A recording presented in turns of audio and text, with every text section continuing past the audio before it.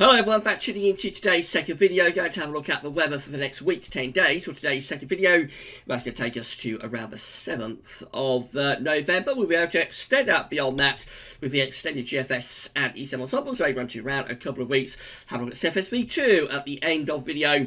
For the next 4 weeks. The first video up this morning was for Halloween and Bonfire Night. The second update for Halloween and Bonfire Night. Just have a quick look what weather could be doing for both Halloween and also for Bonfire Night 2, which will be next week. So have a look around and see what's going on there. It was a busy weekend of updates because we released the 9th Winter 2019-2020 update on Sunday. It's a bit of a soda special.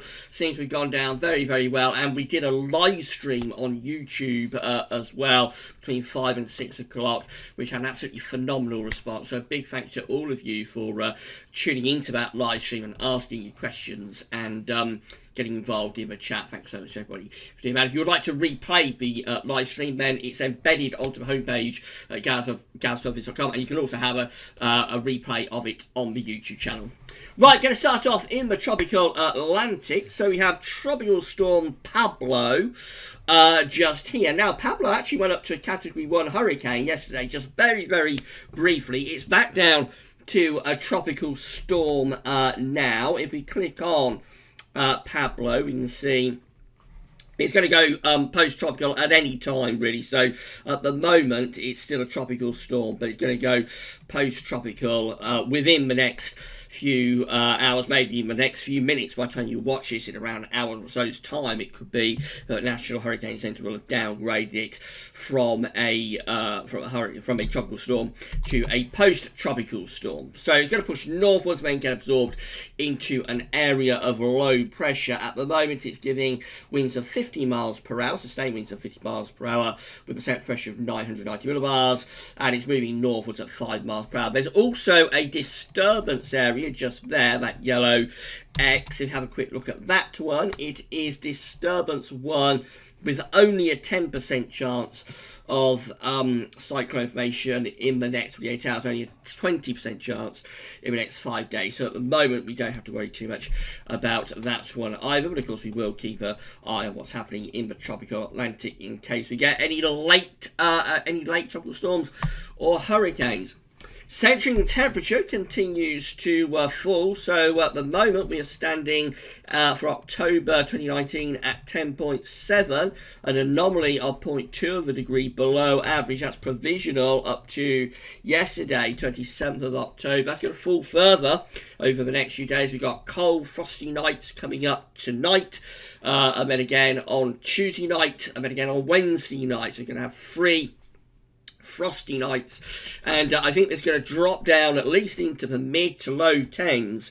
If there's a downwards correction, I mean, we're at 10.7 now. Let's think we take half a degree off from that, so that gets us to around 10.3, 10.2, and then we think that we might get a downward correction of another 0.2 or 0.3 of a degree. Then it certainly isn't impossible that we could finish up just underneath 10 degrees this October, finish up into the 9s, which will be the first time that's happened since 2012, and it would be colder than average as well. Our first colder than average month of the year, set against 61 to 99. So all eyes are going to be on the centering temperature, I think, in these closing days of the month. Now, we're in a drier slot at the moment, but this dry slot is not going to last very long, so it's just a respite from the rain, and then by the end of the week, the wet weather is coming back, and these are the 500 millibar height anomaly flowcharts for the next week to 10 days from Penn State University. The ECM on the top, the GFS, which I'll have a look at in a moment, is on the bottom. Now, blue is extrapolating to low pressure, and yellow, orange, and red extrapolates to high pressure. Look what the ECM is doing in the 7 to 10 day time frame. It has this really deep trough of below average heights, low pressure, stuck right over the top of the UK. It's pushing the jet stream southwards as well, so we are actually on the cold side of the jet underneath that trough of low pressure. And then of course we've got this blocking area of high pressure over green, and that's what's forcing the jet stream and that trough southwards. So Yes, 2 or 3 drier days coming up, but by Thursday, it's already going to be starting to turn a little bit more unsettled, and that's just going to continue through the end of the week, into the weekend, and then into next week, which does look very, very unsettled indeed. This could well be shaping up to be a very wet first half to November, and I think we do have to be a little bit concerned about flooding possibilities, because we already have many river levels, we already have many rivers on alert, I should say, with high river levels, and it's only going to get worse, I think, as we go through the first half of November. The GFS is pretty much identical, so again we have this deep trough of below average heights right over top of the UK. The jet stream is pushed southwards as well. It just looks a really, really unsettled start or first week to November. Not quite as high with the high pressure signal over Greenland, but it's all shaping up to be very, very unsettled, I think, for the first week to 10 days at least of November. These are the GFS upper air temperature and precipitation ensembles. Let's go to Weasel at London. So red line here is the 30-year upper air temperature average for London, with cold average at the moment. By the end of the week, we will see the temperature lifting up a little bit, going a little bit above average around Friday. But it doesn't last long, really. We're back into average to rather cool conditions, actually, as we move through that first week of November. But I think much more significant than what's happening with temperature is what's happening with precipitation. So we have around 3 days of drier weather still to go, but from as early as Thursday, certainly from Friday, the rainfall spikes are coming back, and we just see very, very unsettled conditions there going through the first week of November, and even potentially lasting well into the second week of November. So expect further bouts of heavy rain at times, with showers in between, and generally quite cool temperatures as well. Temperature anomalies from the 28th of October to 5th of November, very close to average, perhaps a little bit above down across the south, but overall not a big deviation. Very, very close to average temperatures in the week ahead.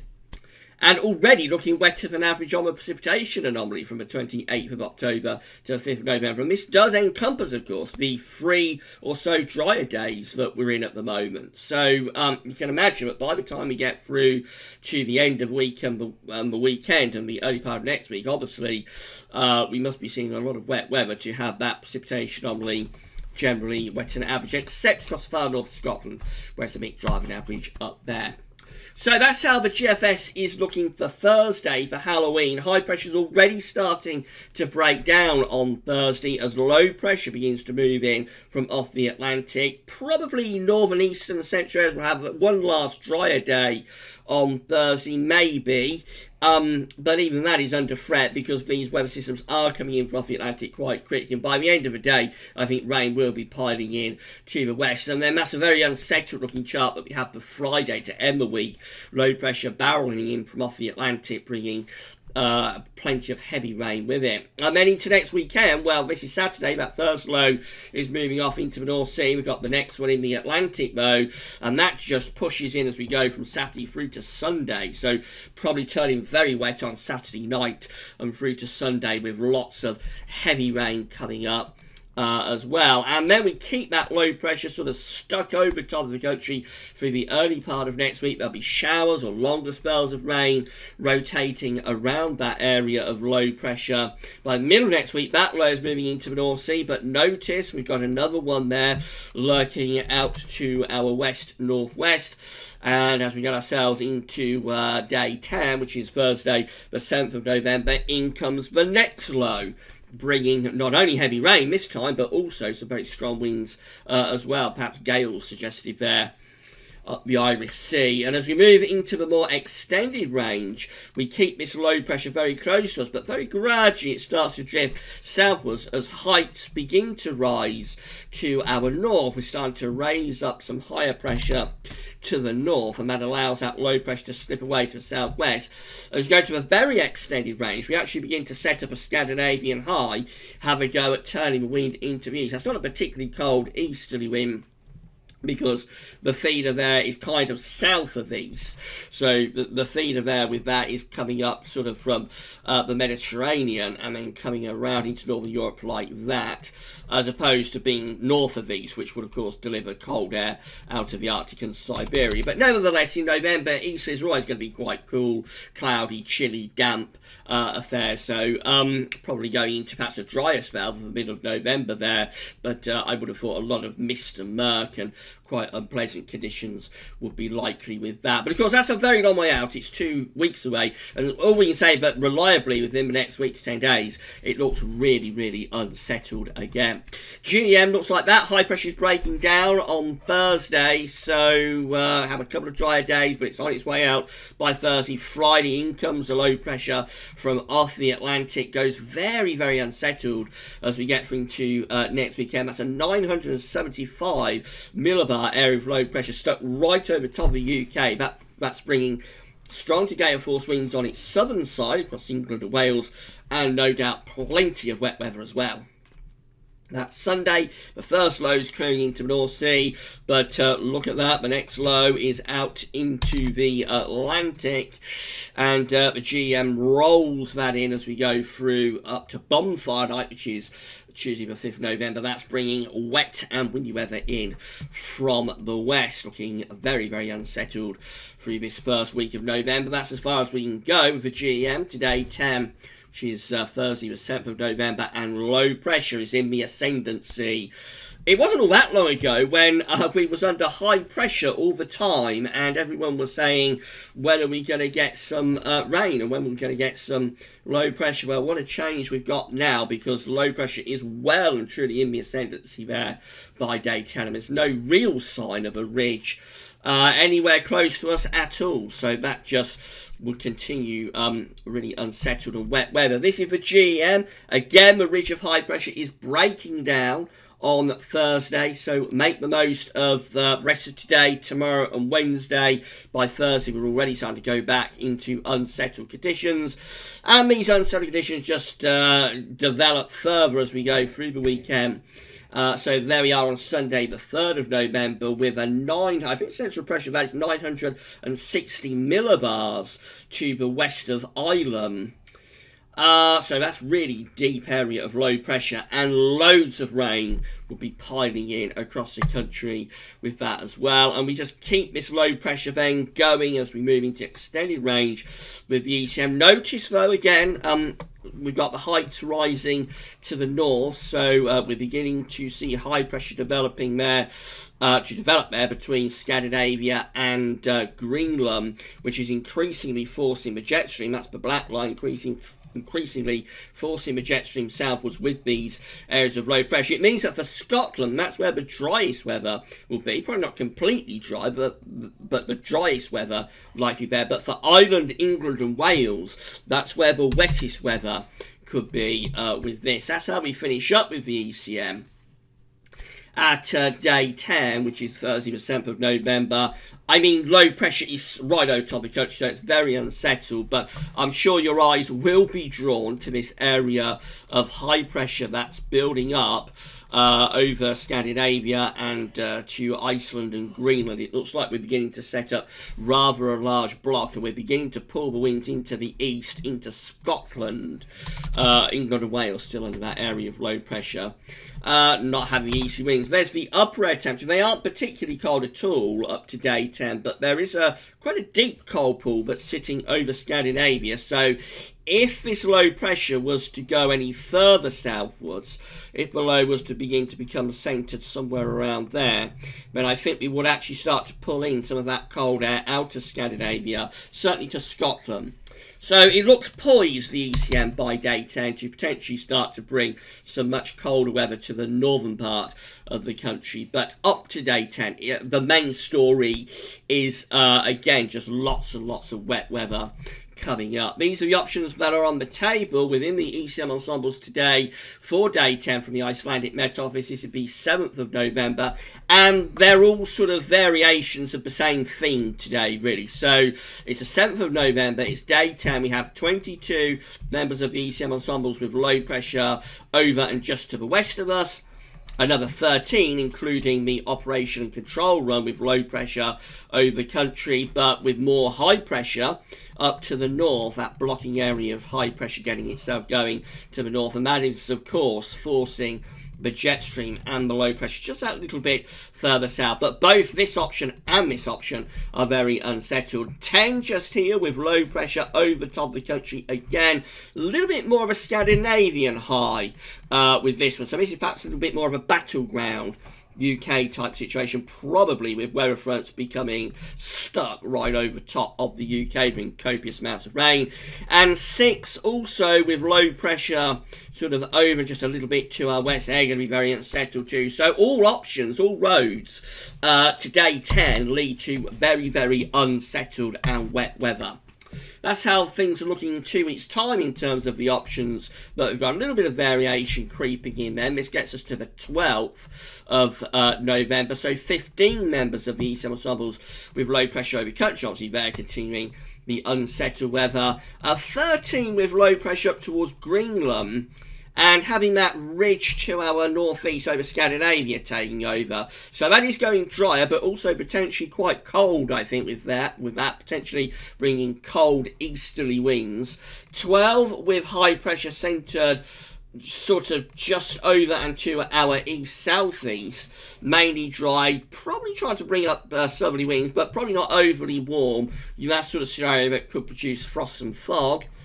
And then 11, again, looking very unsettled with high pressure up towards Greenland and low pressure sort of centred over into the south of the country, rather like that. Up to day 10, this is looking very, very unsettled, and these unsettled conditions could even continue up to 2 weeks' time. Finally, just having a look at the CFS V2, so these 500 millibar heights, and they're broken down into weekly periods. So the first weekly period will take us from the 28th of October to the 3rd of November. The coming week is sort of anticyclonic. It has high pressure blocking around Greenland and Iceland and also to the southwest. Despite that ridge to the southwest trying to bring up milder southwesterly winds, actually it's a high pressure to our north that's in control and bringing quite cold weather to many parts of the country. Low pressure, of course, threatening from the Atlantic. Then we go through to week 2, and it's all changed and it's very unsettled. This is the 4th to the 10th of November with this really deep trough of low pressure then centred over just a little bit to our west. Obviously, there'll be large amounts of rain with that. Then we get through to week 3, which is the 11th to the 17th of November. Still low pressure in control over to the west of us. High pressure is starting to build across eastern parts of Europe. So that just looks very unsettled even into the middle part of November. And then we get through to week 4, signs of another change. This is the 18th to the 24th of November, setting up a Scandinavian high. Big ridge of high pressure developing over Scandinavia. Trough of low pressure being pushed out in towards the middle of the North Atlantic. Winds, if we looked at the temperature anomaly, which I'm not going to, but if we looked at temperature anomaly, it would probably be suggesting mild and average temperatures with wind coming up sort of southerly to southeasterly, and the air originating south of east. Obviously, we would need to see the exact orientation of this high pressure over Scandinavia to see if the winds start coming around the back of it like that. If they do, the air will be originating from northern Russia and Svalbard, and then we will start to turn much colder.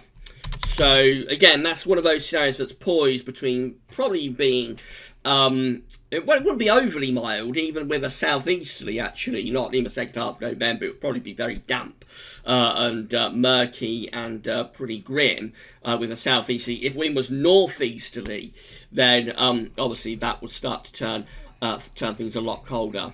So we should say about that anyway. The main takeaway at the moment, the main talking point of the output is definitely the switch back to unsettled conditions as early as Thursday and Friday, and then just taking us into a very, very wet spell over the weekend and into next week. And the concerns are there about the possibility of flooding as the rivers continue to rise. We are getting a little bit of respite for the next few days, so that will help the river levels go down a bit, but I don't think it will take much rain Thursday, Friday to start to lift those levels back up again, and then it looks like we're going into a very wet spell over the weekend and through to next week. So what we can say definitely is that the dry spell that certainly the southern part of the country was in for the first half of this year and through much of next year, that has well and truly broken. Now we've well and truly broken the dry spell. We are into a prolonged spell of wet weather, and we shall have to see how things develop through November in terms of a flooding perspective. Few hints here and there, but as we get further into November,